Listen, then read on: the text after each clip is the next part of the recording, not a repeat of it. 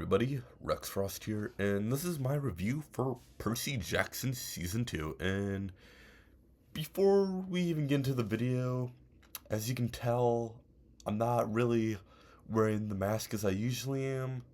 I'm doing this with a giraffe hand puppet, so yeah, this video is going to be a little different. And yeah, I sadly forgot to bring my mask with me before I went on my weekend pilgrimage, if you want to put it that way. Yeah, so let's get into the video. So, yeah, as for Percy Jackson Season 2, I really enjoyed it. Also, before we even do start, here's a little spoiler warning. Yeah, I guess before I really do get into my review of Season 2, let's just talk about my, like my past with the books. Overall, I really enjoyed the Percy Jackson books a lot. I thought Lightning Thief was pretty good. Sea Monsters, I enjoyed that too. Each season adapts a book. So season 2, book 2, and book 3 will be Titan's Curse. Yeah, and yeah, I mean, I really enjoyed Titan's Curse. When it comes to my favorite Percy Jackson book, it's either Titan's Curse or The Labyrinth. I mean, I'd really like to put Labyrinth. However, there's a really annoying character that's like that's like teased in like the end of the in the end of the Titan's Curse that's also carried over to that. Well, there's a character in the Battle of the Labyrinth and Last Olympian that's a really big and important character that's introduced in the Titan's Curse. Like, which saying that she's introduced in that book is kind of a stretch. I mean, I'm not gonna say what happens, but I mean they will be adapting it. But yeah, I mean, I don't really like that character. I find them very annoying. So it's like I think I'm probably gonna go as like the third book's my favorite, even though I do really like the fourth book. Also, uh, I'm not really a fan of the ending of the fifth book. I mean, I don't know. I mean, there's just a lot of stuff in the fifth book I really did not like, especially as, like the treatment of some characters. So it's like, I mean, I'm definitely somewhat conflicted for when we do get to season 5. But yeah, overall, I do enjoy the books. Here's a picture of me with the Battle of the Labyrinth. Looking pretty iced out over there. Yeah, so as for season 1 of Percy Jackson, I really enjoyed it. I mean, my main issues with season 1 is the fact that, like, none of the gods really feel like gods. They just feel like normal people with a lot of power. I mean, mainly because this may have just been the Percy Jackson graphic novel, or or maybe it was in the books, but like I mean, all of the gods are like can like choose whatever form they want, and they can be, and sometimes they can decide like how tall they want to be, and like sometimes they'll be like giants and like 20 feet tall, and so it's like I was expecting that to be a thing in the TV show. However, it's not, and I just and like also it's like when they go to Olympus, it's just like the when they get to Olympus is just very underwhelming because it's just like a small room with small chairs, and I was really hoping for the gods to be a lot bigger and have more of a presence. Yeah, I mean that's is my main issue is that the gods just straight up don't really have that much of a presence. I mean, whoa, hello. I mean, well, okay, no, it's not like presence. It's more of like a physical presence. Like they don't really feel that powerful because they're just like normal sized humans. Not something that they're gonna be bigger.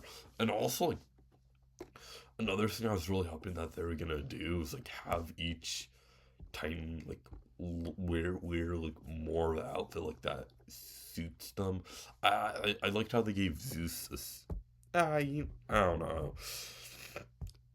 And I don't really think that's a problem. I just wish that the gods were bigger because I don't really feel like they're that intimidating. But yeah, as for season 2 was my review. This goes for both season 1 season 2. These are like some of the most faithful adaptations I have ever seen. Was a all those books and just like stuff in general, because I mean it's like it's just so faithful, and it's like it adapts everything like one to one, and like you can really tell that the author, I think his name's Rick Riordan or something like that. Sorry for butchering your name, but I mean, yeah, I mean like you can really tell that he's heavily involved with the show a lot, and like the people involved with making it do care about the source material, which I really do appreciate. Uh, Also, another pro I really I give this season is the CGI. I mean, especially as for Tyson, which Tyson is my favorite character in the Percy Jackson and series, and yeah, I mean, making, I mean, doing Cyclops in a movie that's like live action is very difficult because I mean it's just really hard to do while making it feel natural, because I mean this isn't really that natural, and I feel like they did a really good job with like the CGI for his eye. It doesn't feel that uncanny. I I will say I do feel like they really rushed Tyson's introduction in season one a lot. Yeah, but I mean, as for my other pros, I feel like the action is relatively solid. It's not the best, but it's enjoyable. Also, like the Percy Jackson movies, series does do a really good job of showing in Greek mythology a lot, and also was yeah, I mean just like exploring Greek mythology for like a different perspective. Also, okay, this is a season one thing, but wow, does season one do an amazing job of showing how all of the gods are deadbeat parents? Because I mean they're terrible and very neglectful, and like honestly, I don't blame Luke for siding with for going along with Kronos and trying to tear down the Olympian gods, the Greek gods empire, because wow, they are embarrassing parents. Wow, I don't have my water with me. Yeah, so as for my mixed, I mean, I don't know. I just feel like the dialogue is always very choppy, and all the characters are saying things that they'd never say. I mean, this isn't just like something with the show. I mean, it was like this in the books. I just feel like the show like really brought it to life how bad the dialogue is. And, like sometimes I think it's cool, but yeah, I mean, it's not that much of an issue. As for another one of my like another one of my cons, because I don't really have that many cons this season.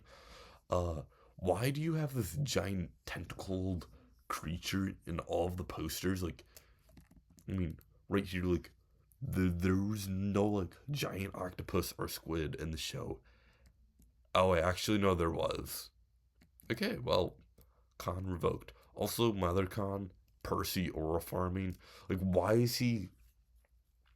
I mean, this kid just cannot help himself but like aura farm, because like he's always like posing and doing like a giving the camera a stern look. But I mean, this isn't really actually a con, but I mean, I just thought it was funny. Yeah, but I mean, oh yeah. Also, I do think Walker Skullball, I think that's how you pronounce his name. Sorry if I'm wrong, but yeah, I mean he's pretty good as Percy. Definitely very likable. Oh, so I know I'm a little tired to the party, but happy birthday to him. Yeah, my overall rating of season two, I saw was good. I definitely say it was. I don't know. I think it's on par with season one, and I mean, I'm really looking forward to seeing it. I will be counting season two Percy Jackson as a 2026 TV show, mainly because it. I mean, my rule is hey, the year or your season finishes airing is when I'm gonna count it in my ranking. So yeah, you go into uh 2026. So yeah, my first review of 2026. That's no, my first thing that I'm reviewing in 2026 that like actually like released technically in 2026. So yeah, I'm gonna put Percy Jackson in the top of good, and let's see what other stuff will dethrone it. And also, I do want to give a shout out to like the show for like having for like real. I mean, season 3 is gonna be releasing like this December, which is really surprising. Also, this isn't really that much of a con. I just feel like it is kind of odd that the first two seasons of the show premiered in December. I mean, I feel like they should have taken place during the summer and like yeah. I mean, I just feel like yeah, I just feel like Percy Jackson season one, two should have released in the summer because that's when they take place, and season three releases in the winter, and it should have taken released. And so, I mean, when it's releasing this year, it's gonna make sense. But yeah, overall, I really enjoyed Percy Jackson season two. Definitely gonna give it a 7 out of 10. It deserves it. I am really looking forward to seeing what they do in season three. Also, subscribe. I've got some more videos I'm cooking up. I've got Justice League's World's Greatest Hero review. Yeah, this was definitely an interesting book. I have a lot to say about this one. Also, this is definitely an oddball video, but I will be ranking all of the books I read in my semester one literature class because we did read some pretty interesting books and I'd like to talk about them. So yeah, definitely subscribe if you want to see these two videos. I might do them now, so I mean I might record them right after this. So if I do, I will I will be recording Wiz the Giraffe, which is definitely a little weird than normal. I don't know. I mean I don't know. I think I'm probably gonna do the Justice League's World's Greatest Heroes video, and then save the and release it on Saturday, and then record the uh and record my semester one classes for well no not classes but books for Monday or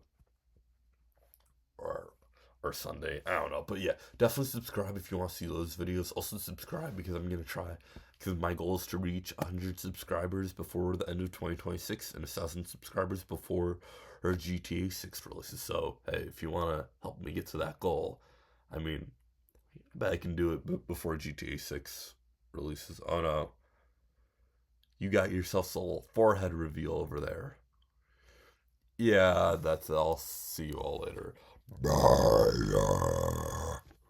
Oh wait, let's do it again. Bye.